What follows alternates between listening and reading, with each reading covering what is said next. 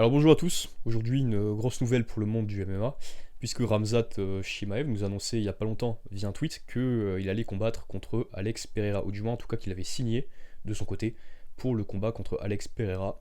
Donc Ramzat Chimaev, lui, il réclame ce combat le 10 décembre, mais voilà, il faut avouer quand même que Alex Pereira a combattu il y a peu, donc moi je verrai plus peut-être le combat en 2023, si en effet il se fait.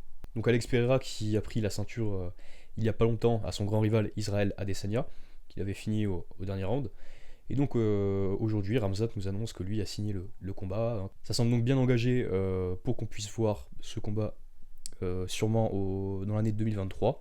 Donc maintenant, il va falloir que Pereira annonce lui s'il accepte ou pas. Donc c'est assez surprenant, j'avoue que c'est surprenant que Ramzat ait déjà accès au combat, puisque le seul poids moyen qu'il a affronté jusque-là, qui était plutôt bien classé, c'était Kevin Holland, du coup, lors de l'UFC 279, mais qu'il avait soumis très tôt au premier round. Donc encore une belle performance de sa part. Mais alors oui, c'est une décision assez surprenante. Moi j'avoue que j'aurais sûrement vu Israël Adesanya passer devant Ramzat pour retenter sa chance pour le titre. Bon, après, rien n'est encore fait.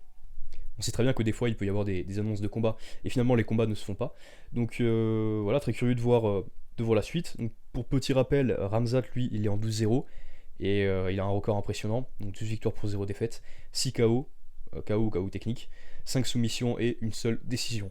Pereira de ce côté lui il est en 7-1, donc 6 KO et une décision, mais il a aussi une défaite par soumission. C'était son tout premier combat, c'était contre Kemel Otoni. Voilà, c'était le 24 octobre 2015, donc ça remonte un petit peu.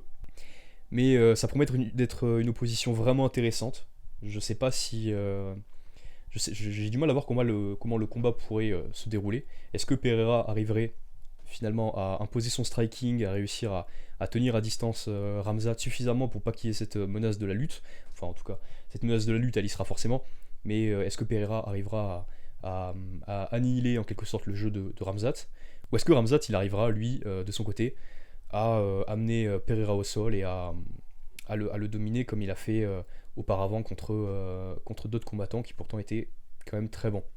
Parce qu'on l'a vu, hein, Pereira, lors de son combat contre Israël Adesanya, c'est vrai qu'au sol il a un petit peu du mal. Hein. On sait que Adesanya il n'a pas forcément un sol vraiment bon, il est pas connu pour son sol, il est pas connu pour son grappling, et pourtant il a réussi à maintenir un petit peu Pereira au sol. On a vu hein, Pereira qui subissait un petit peu dans ses phases de grappling quand il était sur le dos.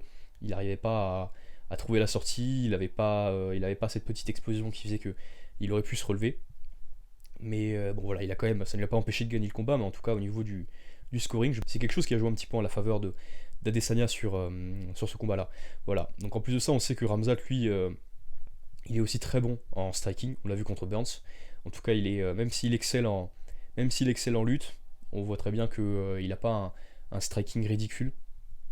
C'est pas juste un lutteur, c'est aussi quelqu'un qui a une force de frappe assez incroyable. Donc voilà, je suis assez curieux, j'attends de voir ce que ça va donner, si le combat se fera. Moi personnellement, j'ai vraiment envie de le voir. J'ai vraiment envie de le voir parce que c'est vrai que ça peut être une opposition intéressante, ça pourrait aussi faire tourner un petit peu le champion. Puisque c'est justement, je trouve, ce qui avait bloqué un petit peu la catégorie des middleweight lorsqu'Israël Adesanya était terriblement dominant.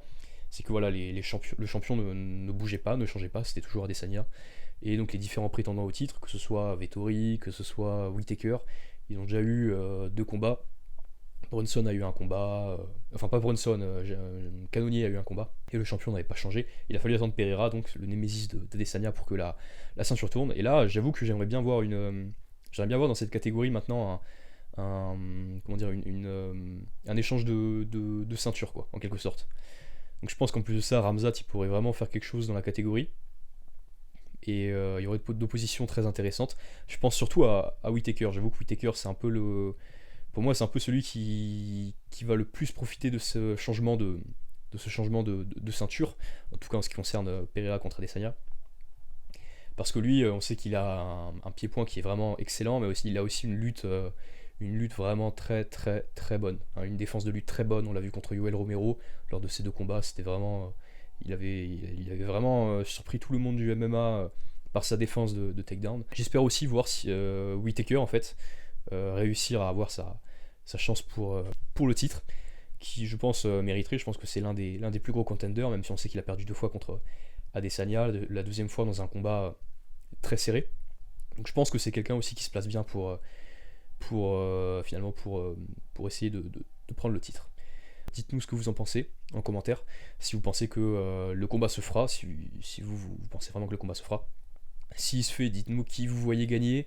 Est-ce que Pereira va réussir à imposer son striking? Est-ce que Khamzat va réussir à imposer sa lutte? Ou peut-être même un striking, on sait jamais, hein, tout peut arriver en MMA. Voilà, même si je pense que si Khamzat gagne, ce sera très certainement par le grappling. Et dites-nous aussi qui est-ce que vous verrez prendre la ceinture et qui est-ce que vous verrez combattre après contre le champion. Peut-être Marvin Vettori, peut-être Robert Whittaker, peut-être Nassourdine, peut-être Bodical, voilà.